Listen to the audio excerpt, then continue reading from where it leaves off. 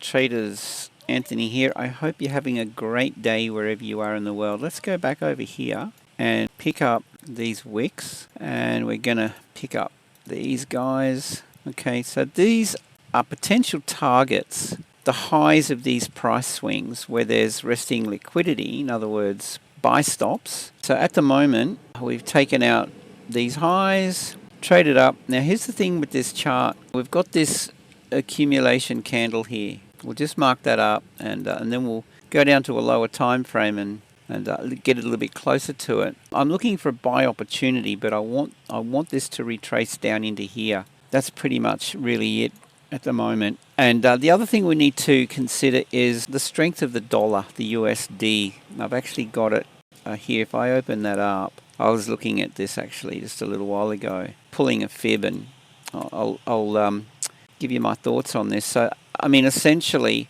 the pairs, the dollar pairs are inversely correlated with the USD. Now, if we see weakness in the dollar, then we can expect the Aussie dollar, Euro dollar, pound dollar, etc. to rally, and that's the case generally. Now, what we've got here is, it's kind of a similar setup. See how we've got this price swing from here to here, and then we look at this price swing from this low to this high.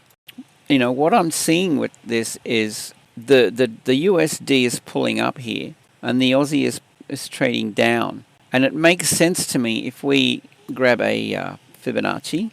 Let's just go down to the 4-hour time frame. Actually, it's probably a bit easier to see. A trend continuation strategy for me is always going to be finding an entry point based on the previous price swing, and given that we have a bearish break of structure here with the DXY, we've got a bullish break of structure here with the AUD, Aussie dollar, higher highs, higher lows. Then my general thing will be to grab the Fibonacci, because I'm looking at this price swing, low to high, and I want the discount. I want the pullback. And it's the same thing here with the DXY. This previous price swing, high to low, I want an entry point at a discounted level. In other words, you know, where do you think bigger players are going to be entering the market? Well, they don't. I mean, let's just come back to this. They don't buy up in here, right? They're buying down in here. So I want to be part of that group of traders. I'm looking for a retrace back down into the 61. That's my yellow zone here. That's my entry. Now, can this get taken out? Of course it can. But more often than not, in a trend where we see this break of structure continuously, well, we've got this break here, and then we got this break. This setup is generally going to do the job. And, you know, you could go for 1 to 2, 1 to 3 risk reward, but, you know, we've got this target up in here. So, you know, there's quite a nice target. There's a 1 to 4. Look at that. Right, that would be nice. You know, and you could pull your stop loss to break even once we clear this high, and then sit on that. Here's the thing though. You see this strategy with the fib.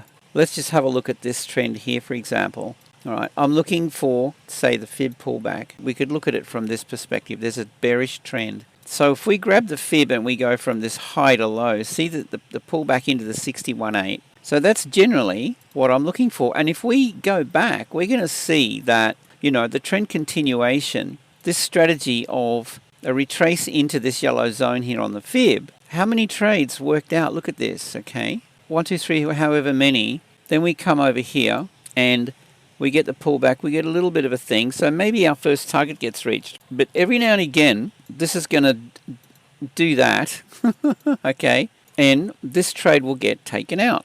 That's just part of the cost of doing this business. Now, you've got to have a strategy. And, you know, so trend continuation, the fib pullback, it's looking good here. So understand, I think what I'm trying to say is understand the risk. There's a high probability that this is going to work out nicely, quite nicely, okay? My entry point down in here, and Bob's your uncle, okay? But there's always the chance that it doesn't work and we get taken out.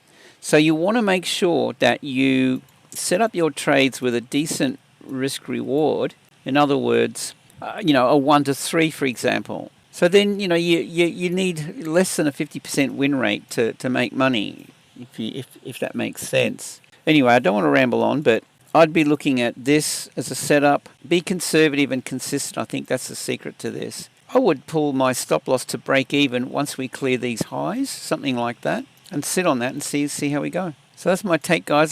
Click the link below and jump on board our Telegram. Check out my YouTube because I've uploaded some videos on scalping / day trading, 3-minute, 15-minute chart, and they are really good.